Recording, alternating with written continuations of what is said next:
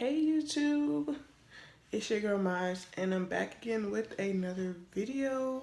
I am giving y'all first time mommy drip for real.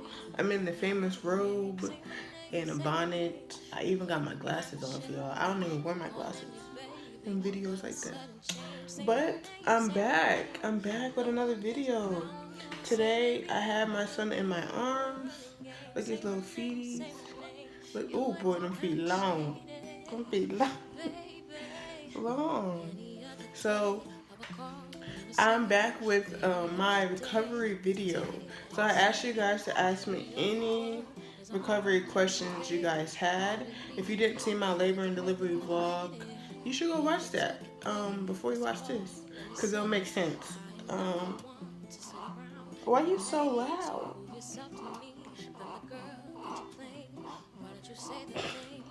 Y'all, I promise he's okay. He just breathes really loud. Okay. Alright. Let me see. Alright. He just breathes really loud. But yeah, I asked y'all to ask me any recovery questions you guys had. Why are you putting your neck up? This might be a little harder than I thought. Because he's not asleep, y'all. He ain't wasted right now. But I wrote them down. A few questions. So I'm gonna get into this video before it gets a little bit too difficult. I don't know how well this is gonna work. Okay, you guys. So the first question said, someone said, tell me about your labor. How were your contractions? And how was the pushing? So I did not have a vaginal birth. I had an emergency C-section. It was not planned, of course. The contractions, since I only made it to 3 centimeters dilated, the contractions, honestly, like on a scale of 1 to 10, were like a 3 or 4. Like, they were really easy for me to breathe through, talk through, just, stay calm through, because they really didn't bother me. And then it's to the point where for a long time I was actually contracting before my induction, and I just never realized. I just thought it was a lot of pressure. So it was really okay. Like, they weren't bad for me. Now, if I would have made it to 4 centimeters dilated, 5, 6, 7, I don't know. I will never know now, because, yeah.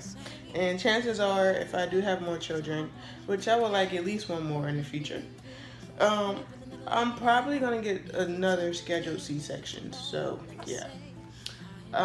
What else? The labor part, I was only in labor for 10 hours. So, my labor went by quick, and it's funny because my family were really getting me through the labor. Like my group chat, my family group chat, they were really getting me through the labor, because Avery still act like he did not want to come, out, even during the dilation process and stuff.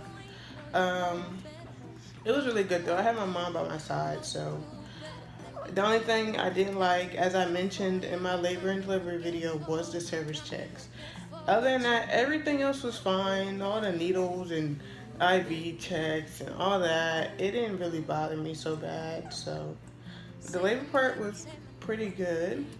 Somebody said, how did you stay calm? How many people can come in a room with you? Well, y'all know it's pandemic time, so only one person. But personally, I was only gonna have one person anyway, which was my mom, because I don't need all the people in the room. I just needed my rock, and that's what was there. So that was, they only allowing one person right now anyway at my hospital, where I delivered. I don't know where it's like in other places. Every place is different. Hi, man. And how did I stay calm? I kept my son on my mind. I knew if I were to freak out, he would freak out. If I were to stress, he would start to stress. And he was already stressing. Well, the contractions were already stressing him out. So if I started to stress myself out, you know, it wouldn't, I feel like that just wouldn't be good. So I kept my son on my mind, his movements, all of that. Like I mentioned before, he didn't even like, y'all couldn't even stand up without his heart rate dropping. Like that's how stressed the contractions had him because the inducing is not natural. You know what I mean? Like they caused the contractions to happen. So it's like, you know, I just yeah, I had to stay calm for him.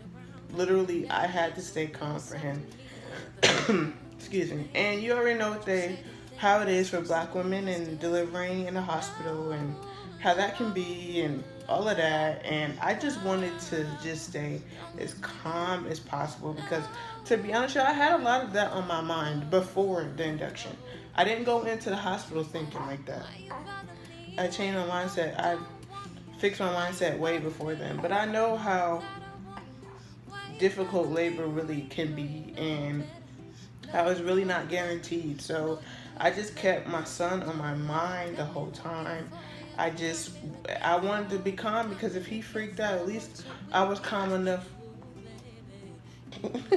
At least I was calm enough, you know. I just want to keep my heart rate down, my blood pressure good. You yawning? I wanted to keep my heart rate down, my blood pressure good, just so I know he was good. The calmer I was, the calmer he could be, you know.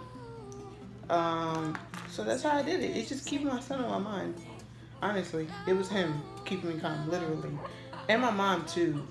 And I prayed, y'all. I prayed long and hard. I prayed for God to wrap His arms around us. I prayed for them nurses, them doctors, every person I came across. Hey, boy, you still hungry? Okay, here, just take this for now.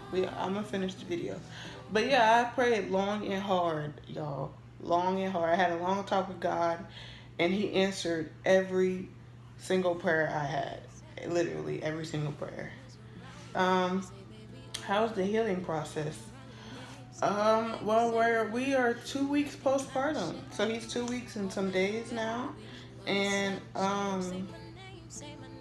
I feel great. I mean, just the 2 weeks alone, I feel great. My back still hurts and all of that. Like right now, oh, I'm sitting on a chair, like a chair with the arm and a pillow behind it, because my back still hurts a lot if I do too much or if I stand too long and stuff like that. My back still be hurting.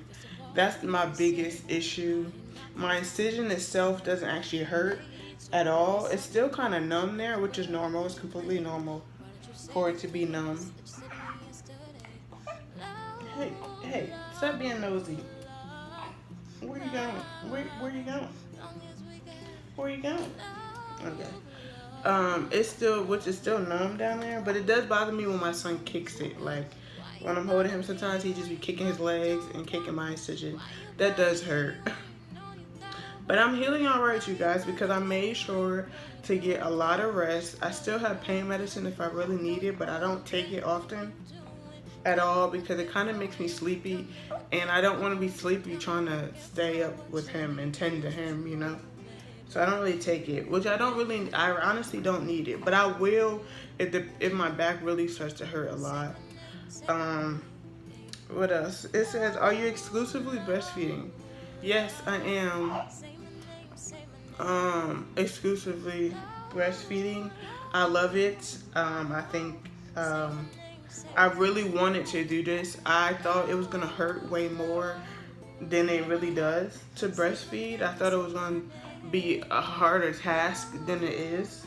Pumping can be annoying, but other than that, I love breastfeeding. I love that I can just pop my boobie out in the middle of the night and feed him, or in the car, or whenever he wants it. Like right now, I think he's hungry, and in a second, I'm about to pop it out on him.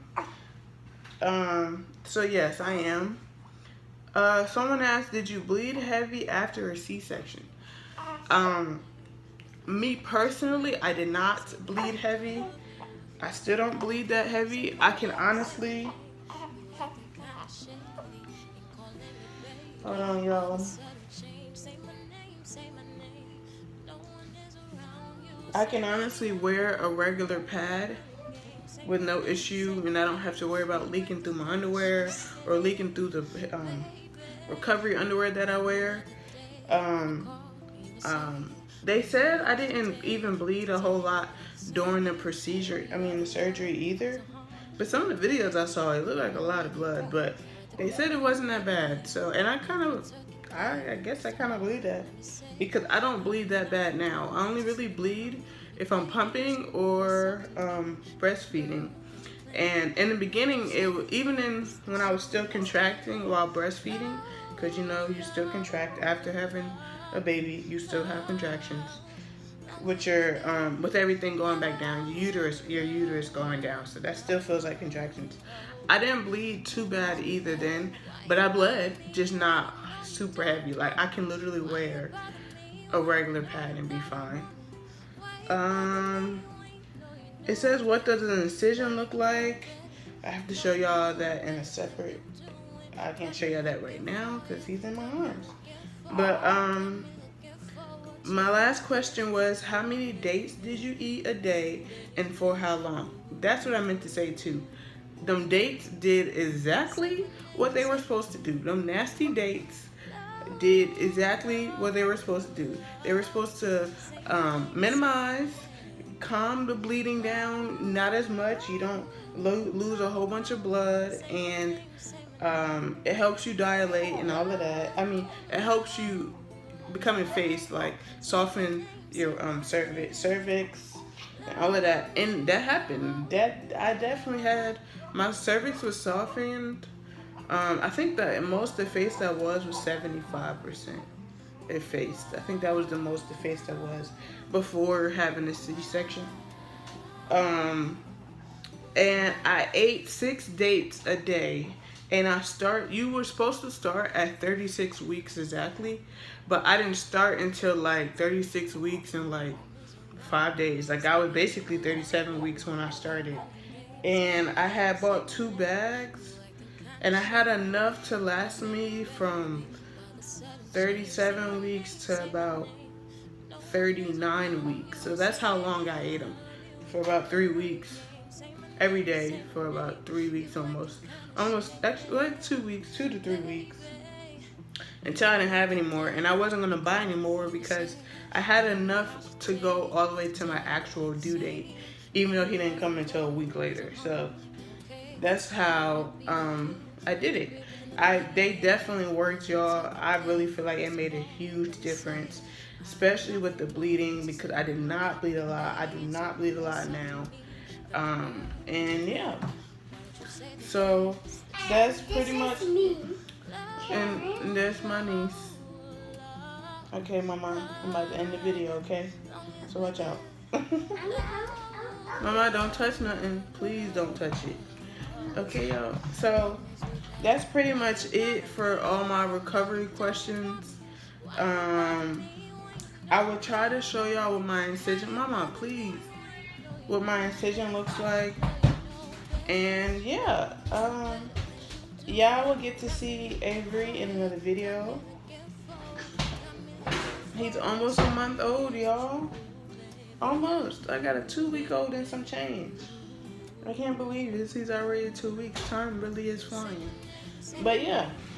So that's pretty much it for this video. I'm going to go feed him. I will try to show y'all my incision. And if I don't insert it, I'll do an actual postpartum body appearance and all of that.